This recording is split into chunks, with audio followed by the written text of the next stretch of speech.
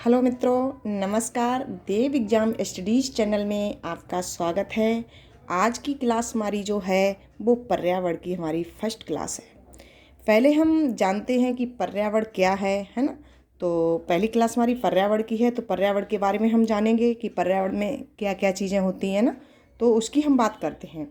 जो हम पिछली वीडियो जो आपको दे चुके हैं सीडीपी की और हिंदी व्याकरण की, वो आप वहाँ पर जाके स्टडीज़ चैनल पर, हमारे देव एग्जाम स्टडीज़ चैनल पर जाके आप उनको ज़रूर देखें, ठीक है ना। तो आज का हमारा जो टॉपिक है वो पर्यावरण के ऊपर है। तो हम आज जानते हैं कि पर्यावरण के बारे में सारी डिटेल पढ़ेंगे कि पर्यावरण क्या है ना, कैसे होता है पर्यावरण के बारे में सारा, मतलब सारी जितनी जानकारी होती है ना, वो मैं आज आपको इसमें बताऊँगी। तो देखते हैं, स्टार्ट करते हैं। इसके पहले देव एग्जाम स्टडीज़ चैनल को आप सब्सक्राइब कर लें, इसको मत भूलिएगा, पहले सब्सक्राइब करें। इसके बाद हम बात करते हैं कि जितने सारे ऑल टेट एग्ज़ाम होते हैं, स्टेट गवर्नमेंटेड के जितने सारे टेट के एग्ज़ाम होते हैं, जैसे यूपी टेट है, एस टेट है ना, तो सी टेट है, सी टेट हुआ, यूपी टेट हुआ, एस टेट हुआ, रीट हुआ, एच टेट हुआ, एमपी टेट है। जितने स्टेट लेवल के जो टेट के एग्ज़ाम होते हैं उनमें में सभी में ईवीएस पूछी ही जाती है। तो मुझे ईवीएस का एक पार्ट होता है ना, सब 5 पार्ट होते हैं टेट के एग्ज़ाम में, तो 5 पार्ट में ईवीएस का भी एक पार्ट है, तो पर्यावरण का होता है ना। तो वही चीज़ हम स्टार्टिंग से लेकर आपको कराएंगे कि पर्यावरण क्या है। यहाँ से आप देखिएगा, वो भी एक नोट्स के माध्यम से हमारी वीडियो है। तो स्टार्ट करते हैं कि पर्यावरण। आपने ये चीज़ पढ़ी भी होगी कि पर्यावरण क्या है, छोटी क्लास में सुना भी होगा कि पर्यावरण परि प्लस आवरण। परि का अर्थ होता है चारों ओर। क्या होता है? जो परि का अर्थ होता है वो क्या होता है? चारों ओर। परि का अर्थ चारों ओर और आवरण का अर्थ होता है ढका हुआ, है ना। इतनी बात हम समझते हैं कि पर्यावरण का जो अर्थ होता है वो हमारा क्या होता है? चारों ओर ढका हुआ। परि प्लस आवरण, है ना। परि प्लस आवरण, परि का अर्थ होता है चारों ओर और आवरण का जो अर्थ होता है वो क्या होता है? ढका हुआ। तो इन चीज़ पे हम ध्यान देंगे। तो चारों ओर से ढका हुआ हमारा क्या है? उसे हम कहते हैं पर्यावरण। ये कॉमन चीज़ है, सभी को पता होनी चाहिए। हाँ, दूसरी बात, पर्यावरण किस भाषा से है, ये चीज़ पूछ ली जाती है एग्जाम में। पर्यावरण की भाषा है वो किस भाषा से है? जो पर्यावरण है वो हमारी है फ्रेंच भाषा से। ये वेरी वेरी इंपॉर्टेंट है। किस भाषा से? फ्रेंच भाषा से है पर्यावरण। और देखें, और एक रॉस महोदय हैं, उन्होंने बताया है कि पर्यावरण एक बाहरी शक्ति है। पर्यावरण क्या है? हमारे ईवीएस में एक रॉस महोदय हैं, उन्होंने कहा है कि पर्यावरण एक बाहरी शक्ति है जो हमें प्रभावित करती है। रॉस महोदय कह रहे हैं पर्यावरण क्या है? एक बाहरी शक्ति है जो हमें प्रभावित करती है। वो प्रभावित करने वाले कारक कौन कौन से होते हैं? ये किसने बोला था? ये रॉस महोदय थे, इन्होंने ये बात कही थी। कौन कौन से घटक होते हैं? बात करते हैं जैविक घटक, अजैविक घटक और वातावरण। 3 की बात कही थी। और यहाँ पर ये चीज़ पूछ ली जाए, ये घटक के बारे में किसने कहा था? ये थे हमारे रॉस महोदय। अब हम बात करते हैं नेक्स्ट, पर्यावरण। पर्यावरण क्या होता है हमारा? एक जैविक, एक अजैविक घटक, ठीक है ना। 2 की बात हो रही है, एक जैविक होता है, एक अजैविक होता है। तो हमारे जैविक और अजैविक में क्या क्या चीज़ें आती हैं, वो चीज़ आपको सभी लोगों को पता होनी चाहिए, वो बहुत ज़रूरी है। क्योंकि जैविक घटक के बारे में पूछ दिया जाए, ये जैविक या अजैविक है, जैसे पशु पूछ दिया, ये पशु जैविक है अजैविक में आता है, तो ये चीज़ आपके लिए बहुत वेरी वेरी इंपॉर्टेंट चीज़ है। इसको हम देखते हैं कि पर्यावरण के घटक कौन? एक जैविक घटक हुआ, एक अजैविक घटक हुआ, ठीक है ना। तो अजैविक घटक मतलब जैविक घटक में क्या होता है? वनस्पति, जंतु और अपघटक। अपघटक की ये बात हमारी जो की गई है अपघटक की, तो वनस्पति, जंतु और अपघटक ये हमारे कौन है? जैविक घटक हैं। जो जीव होते हैं, जीव जंतु है ना, पशु, सूक्ष्म जीव, पौधे, जिनमें हमारी जान होती है ना। सभी में देखो वनस्पति होते हैं, जंतु जीव होते हैं, है ना, पशु होते हैं, सूक्ष्म जीव कोई भी छोटे मोटे मतलब कैसे भी होते हैं, पौधे हैं ना, ये हमारे किस में आ जाते हैं? ये हमारे जैविक घटक के अंतर्गत आते हैं। और अजैविक घटक में क्या क्या चीज़ें आती हैं समझ लीजिएगा। जैसे महाद्वीप, महासागर। महाद्वीप, महासागर, इसके महाद्वीप कौन कौन से? जैसे पहाड़, मैदान, मरुस्थल, पर्वत, है ना। पहाड़ क्या? सागर, मैदान नदी, मरुस्थल झील, पर्वत तालाब झील। इस तरीके से आप समझ लीजिएगा कि इसमें आपको अजैविक में हमेशा महाद्वीप और महासागर की झील नदियों के बारे में बात कही जाती है। और हमारे जितने जैविक घटक होते हैं वो पशु पक्षी हुए ना, जीव जंतु है, वनस्पति की सूक्ष्म जीव हुए, पौधे हुए, ये हमारे किस में आ जाते हैं? ये हमारे जैविक घटक के अंतर्गत आते हैं। इतनी चीज़ें आपको यहाँ पर पता होनी चाहिए जैविक और अजैविक के बारे में। अब हम बात करते हैं, ये देखो यहाँ पर नोट में मैंने क्या लिख रखा है। जैविक घटक को अजैविक घटक में बदलने वाला अपघटक होता है। जैविक घटक को अजैविक घटक में बदलने वाला कौन है? यही तो है अपघटक। मैंने ये देखो आगे लिख दिया, ये अपघटक है। ये क्या करता है? जैविक घटक को अजैविक घटक में क्या कर देता है? ये चेंज कर देता है। क्या चेंज कर देता है? जैसे जीव जंतु कोई मर जाता है, वो मिट्टी में मिला करके, है ना, तो वो अजैविक में मतलब ला देता है। कौन? ये अपघटक का काम करता है। अपघटक काम एक इसका यही है, क्योंकि जैविक से ये अजैविक में ला देता है। अब हम बात करते हैं अपघटक। जिस श्रेणी का तत्व है वो जैविक घटक है। अपघटक क्या है? मतलब किस श्रेणी का तत्व है? वो जैविक घटक का है। क्योंकि जैविक घटक हमारी बात आ गई थी ना, जैविक घटक में अपघटक आ जाता है, लेकिन यही जो जैविक अपघटक है, ये जैविक घटक को ही अजैविक घटक में बदल देता है। और ये अपघटक आता किस में? ये हमारा जैविक घटक में आता है। देखो मैंने पॉइंट बाय पॉइंट लिख रखे हैं ना। वनस्पति व जंतु को नष्ट करने वाला कौन है? वनस्पति व जंतु को नष्ट करने वाला कौन है? वो हमारा अपघटक ही है। यही हमारा यही करता है, सड़ा गला करके, और ये मतलब अपघटक में वो क्या नाम अजैविक में मिला देता है। इसी का तो काम है मेरे अपघटक का। तो कौन मिला देता है? अपघटक मिला देता है। जो जीव जंतु हैं मर जाते हैं, उनको नष्ट करके, है ना, वो मिट्टी में मिल जाता है ना। तो इसी प्रकार ये किसका काम होता है? ये हमारे अपघटक का काम होता है। और बात करते हैं हम जैसे अपघटक की और चीज़ें जान लीजिएगा। अपघटक में क्या क्या होता है ना। अपघटक वह होता है जो जैविक और अजैविक घटक को मिट्टी में मिला देता है। जैसे पेड़ गिर गया, यहाँ पर आप समझ लीजिए, एग्जाम्पल के तौर पे ये सारी चीज़ें बताई गई हैं कि अपघटक क्या होता है। यहाँ पर समझें आप अच्छे से। अपघटक वह होता है जो जैविक और अजैविक घटक को मिट्टी में मिला देता है। वही बात मैंने आपको बताई है अभी कि वनस्पति व जीव जंतु जो होते हैं वो मर जाते हैं। मर जाने के बाद जब वो सड़ गल के मिट्टी में मिल जाते हैं, ये कौन मिलाता है? ये हमारा अपघटक मिलाता है। इसका यही काम है। तो अपघटक वह होता है जो जैविक और अजैविक घटक को मिट्टी में मिला देता है। जैसे पेड़ गिर गया, पेड़ गिर गया ना, गिर जाता है, तो उसने मिट्टी में मिला दिया। जब गिर गया तो सड़ गल गया, तो मिट्टी में तो मिल गया। ये कौन काम कर रहा है? ये अपघटक काम कर रहा है। ठीक है ना। नंबर 2, ये तो नंबर 1 की बात हो गई। समोसा जमीन पर गिर गया। मान लीजिए समोसा है, खा नहीं पाया, वो ज़मीन पर गिर गया, उसे मिट्टी में मिला दिया या नष्ट कर दिया। तो ये किसका काम हो रहा है? ये समोसा मिट्टी में गिर गया, वो मिल गया, सड़ गया, है ना, गल गया। ये किसका काम है? ये हमारे अपघटक का काम है। अपघटक का काम मान लीजिएगा ये होता है, वो सड़ा गला के मतलब मिट्टी में मिला देता है। उसका यही काम, यही वर्क होता है। किसका? अपघटक का। तो ये चीज़ आप समझ गए होंगी। हमारे जैविक क्या चीज़ें होती हैं, हमारी अजैविक घटक कौन कौन से होते हैं, और जो हमारा अपघटक होता है वो किसके अंतर्गत आता है? वो हमारे जैविक के घटक के अंतर्गत आता है। और उसका काम क्या होता है वो चीज़ मैंने आपको इसमें बता दी है कि अपघटक का ये इसका वर्क होता है।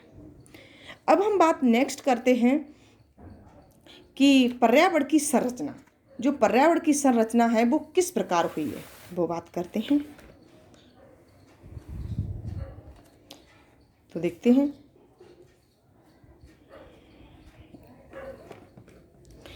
पर्यावरण की संरचना, यहाँ पर देखें, जितने ऊपर लिखा है ऑल टेट एग्ज़ाम, यहाँ पर बात की गई ऑल टेट एग्ज़ाम की। जितने सारे ऑल टेट एग्ज़ाम होते हैं तो उनमें ये EVS पूछे ही जाते हैं।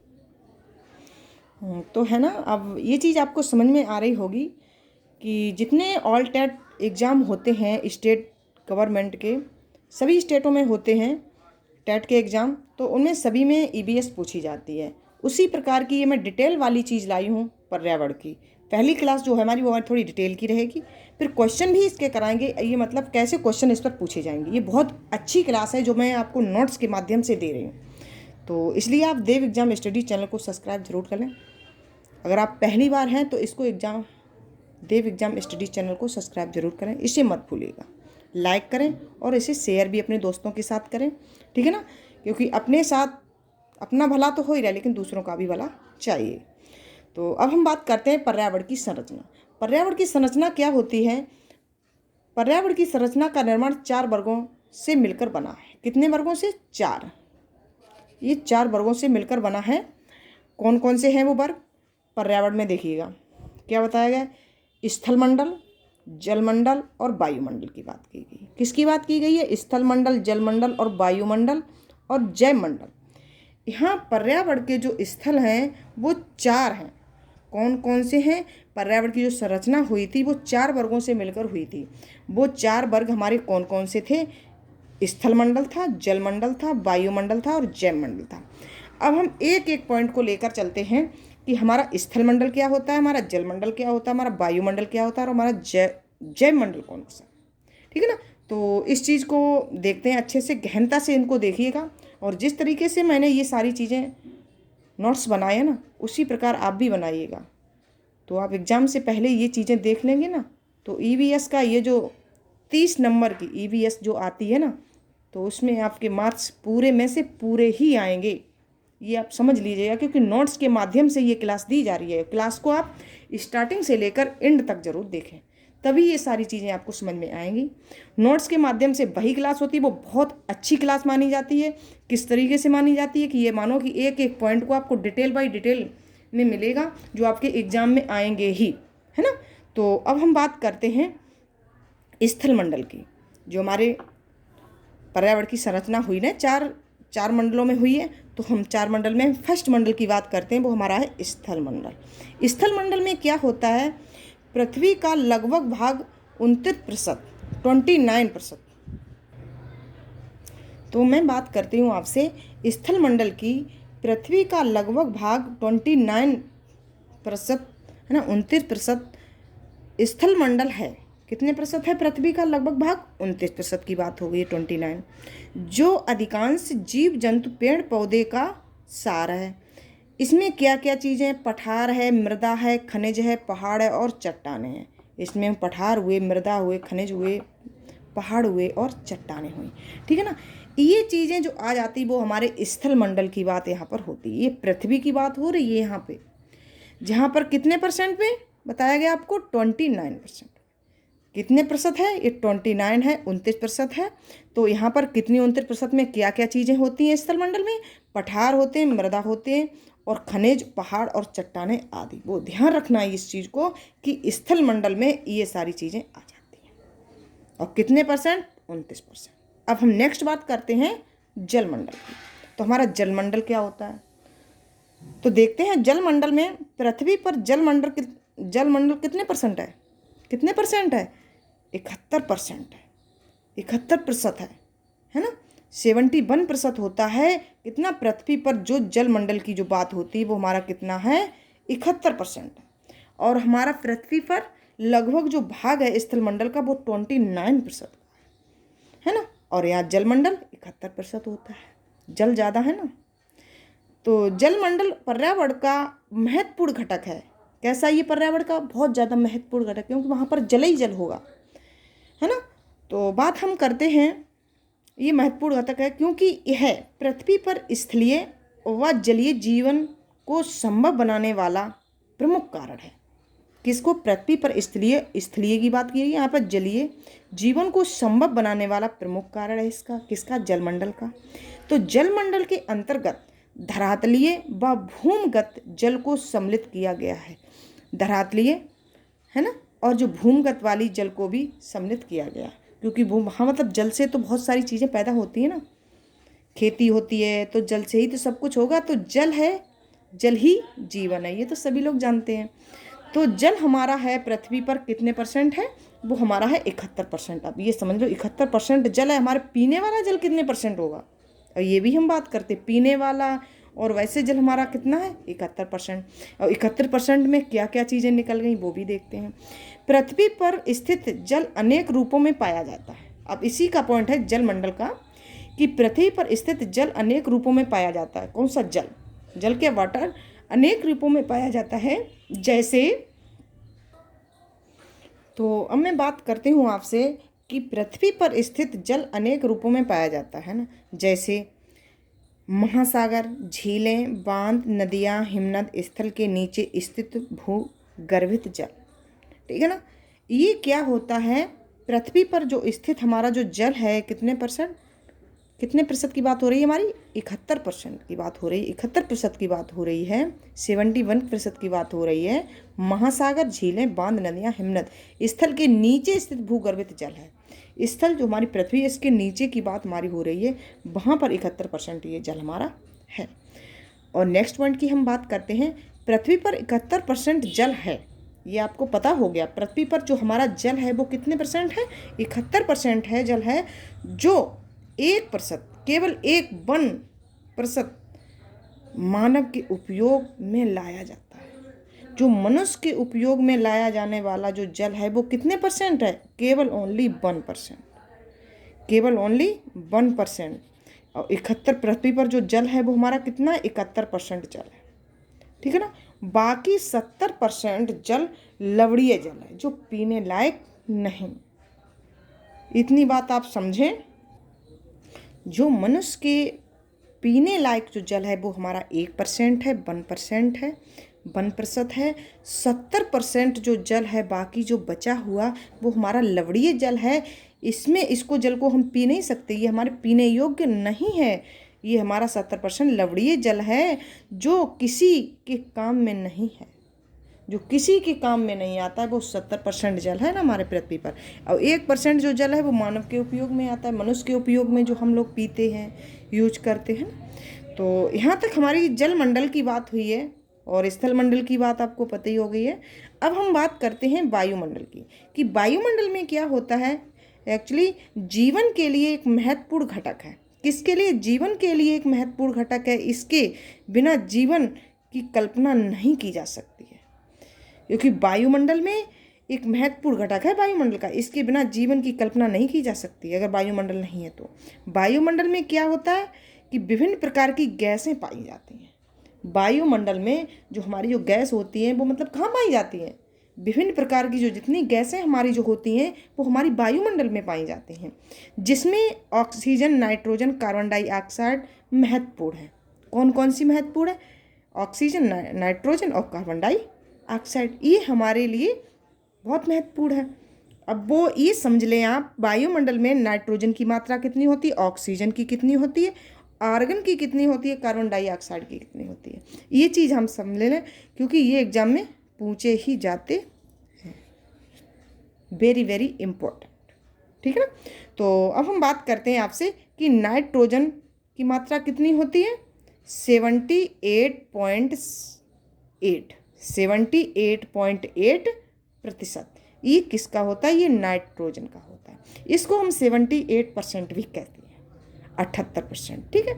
ऑक्सीजन की जो मात्रा होती है, कभी कभी क्या होता है एग्जाम में जैसे नाइट्रोजन की मात्रा जब पूछ दी जाती है तो 78.8% दे देते हैं, तो बच्चे थोड़ा कन्फ्यूजन में पड़ जाते हैं। ये कहते हैं मतलब 78 ये पॉइंट में लग गया, ये कौन सा सही होगा, ये सही होगा, ये सही होगा ना।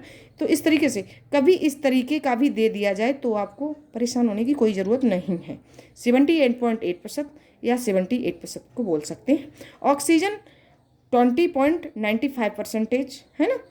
और ये क्या है, मतलब 21% इसे बोल सकते हैं, किसको, ऑक्सीजन की मात्रा होती है 21%, नाइट्रोजन की 71%, वो क्या नाम 78-78%। आर्गन की होती है हमारी 0.93, ये हमारी किसकी होती, इसको हम बोलते हैं आर्गन को। कई बार ये क्वेश्चन पूछा गया, आर्गन को और दूसरे नाम से क्या जानते हैं, ये इसे जानते हैं हम अक्रिय गैस के नाम से। किस गैस के नाम से, अक्रिय गैस के नाम से हम आर्गन गैस को जानते हैं। तो आर्गन की कितनी मात्रा होती है, 0.93%। अब हमारी जो बात होती है वो हमारी है कार्बन डाइऑक्साइड की। तो कार्बन डाइऑक्साइड की जो मात्रा कितनी होती है हमारी, 0.036%। ये हमारी होती कार्बन डाइऑक्साइड की मात्रा होती है। इसे हम कह सकते हैं 0.03%। ये 6 को हटा देंगे, 0.03% की मात्रा होती है। वो किसमें होती है, हमारी कार्बन डाइऑक्साइड की। तो जिस प्रकार से ये मैंने नोट्स आपके लिए बनाए हैं, उस नोट्स के माध्यम से ये हमारी वीडियो आई है, आपके लिए क्लास आई है, तो इनको आप अच्छे से कंप्लीट कर लें, अच्छे से नोट भी कर लें। जिस तरीके से मैंने ये सारी चीज़ें नोट की हैं, तो इसी तरीके से आप नोट्स बनाते जाओगे ना साथ साथ, तो आपको कोई भी एग्ज़ाम में प्रॉब्लम नहीं आएगी, किसी भी प्रकार की नहीं हो सकती है। ये मैं आपसे वादा करती हूँ कि आपको एग्ज़ाम में EVS में आपको 30 में से 30 नंबर आएंगे ही। तो अब नेक्स्ट हम जो बात करते हैं वो हमारी है जैव मंडल की, क्योंकि मंडल कितने प्रकार के मैंने बताए थे, कितने प्रकार के बताए थे, वो मेरे हुए थे आपसे कितने, स्थल मंडल, जल मंडल और वायुमंडल। अब हमारी बात होगी किसकी, जैव मंडल की। तो देखते हैं जैव मंडल, लास्ट है हमारा जैव मंडल। कितने, 4 प्रकार के होते हैं, है ना। पर्यावरण की जो संरचना हुई थी वो कितने में हुई थी, 4 प्रकार से। तो अब मेरी बात होती है आपसे जैव मंडल में। तो जैव मंडल की बात हम जब करेंगे तो क्या होता है, जैव मंडल पृथ्वी का वह भाग, कौन सा, पृथ्वी का वह भाग जहाँ स्थल, जल व वायुमंडल तीनों रूपों में सम्मिलित जैव मंडल कहते हैं। कैसे, तीनों रूपों में, जहाँ पर तीनों रूपों की बात की जाती है, किसकी, तीनों रूपों की बात की जाती है, वो हमारा कौन सा होता है, जैव मंडल होता है। तो ये चीज़ हम अच्छे से मैंने समझ ली, स्थल मंडल, जल मंडल और वायुमंडल की बात, और जो हमारा जैव मंडल हुआ है इनमें तीनों चीज़ों की बात आ जाती है ना। तो बात करते हैं, यहाँ देखो मैंने ये चित्र बनाया हुआ है, जैव है ना, जैव मंडल। तो जैव मंडल में क्या हुआ, वायुमंडल भी होता है, स्थल मंडल भी होता है, जल मंडल भी होता है, इसीलिए तीनों रूपों में सम्मिलित होता है। तो इसमें तो आप कुछ करने की ज़रूरत ही नहीं है आपको। अब बात आ रही है हमारी किसकी, पर्यावरण के घटक की। ये मैं आपको बता चुकी हूँ, स्थल मंडल, जल मंडल और वायुमंडल, ये तीनों हमारे कौन हैं, ये हमारे जैव मंडल हैं। ये पर्यावरण के हमारे घटक हैं, ये हमारे तीनों क्या हैं, हमारे जैव मंडल हैं। और नोट में मैंने लिख रखा है, स्थल मंडल पर कितने प्रतिशत है पानी, स्थल मंडल पर 29% और जल मंडल पर 71% होता है। ये वेरी वेरी इंपॉर्टेंट है। पृथ्वी पर पूछ देते हैं कितने प्रतिशत जल है, तो 71% होता है। पीने योग्य जो होता है वो केवल ओनली 1% होता है। नेक्स्ट हम बात करते हैं पॉइंट की, 71% का सर्वाधिक 81% जल दक्षिणी गोलार्ध पर पाया जाता है। अब ये समझ लीजिए, 71% का सर्वाधिक जल और भी है ना, तो वो कहाँ पाया जाता है, वो हमारा दक्षिणी गोलार्ध पर पाया जाता है। वो भी कितने, 81%, 81%। और 71% हमारा पृथ्वी पर जल ही है, और क्योंकि दक्षिणी गोलार्ध पर ज़्यादा पाया जाता है वो 81% हो गया। दक्षिणी गोलार्ध को जलीय गोलार्ध भी कहा जाता है। वेरी वेरी इंपॉर्टेंट, ये वाला पॉइंट आप ध्यान रखें कि दक्षिणी गोलार्ध को हम क्या जलीय गोलार्ध कहते हैं। कैसे जलीय गोलार्ध कहते हैं, क्योंकि वहाँ सबसे जल ज़्यादा है ना, जल की मात्रा सबसे ज़्यादा कहाँ पे है, जलीय गोलार्ध, दक्षिणी गोलार्ध में। तो दक्षिणी गोलार्ध को हम क्या कहते हैं, जलीय गोलार्ध कहा जाता है। तो ये वीडियो हमारी आपको कैसी लगी, तो आप देव एग्जाम स्टडी चैनल को आप सब्सक्राइब कर लीजिए, है ना, इसको लाइक करें, अपने दोस्तों का शेयर कर लीजिएगा। और जितने सारे टेट के एग्ज़ाम होते हैं, स्टेट गवर्नमेंट के, उनमें सभी में ये EVS पूछी जाती है, 30 नंबर की होती है। और 30 में से आपको 30 मार्क्स कैसे लाने होंगे वो आपको देव एग्जाम स्टडी चैनल पर आपको सारे मिलेंगे, है ना। कि ये सारी चीज़ें आपको नोट्स के माध्यम से दी जाएंगी। जैसे मैं नोट्स आपको ये पढ़ा रही हूँ उसी तरीके से आपको ये नोट भी करने और आपको कंप्लीट कैसे करने हैं कि एग्ज़ाम से पहले इनको ज़रूर देखने, अच्छे से पढ़ने होंगे। और देखें, देव एग्जाम स्टडी चैनल को सब्सक्राइब कर लें, लाइक कर लें, शेयर कर लें, बेल आइकन दबा दें। और आपको वीडियो एक कैसी लगी, एक अच्छा सा, एक प्यारा सा कमेंट लिखकर मेरे लिए भेजिएगा। Thank you watching video, I love you guys. आपके साथ मैं इंद्रा मैडम।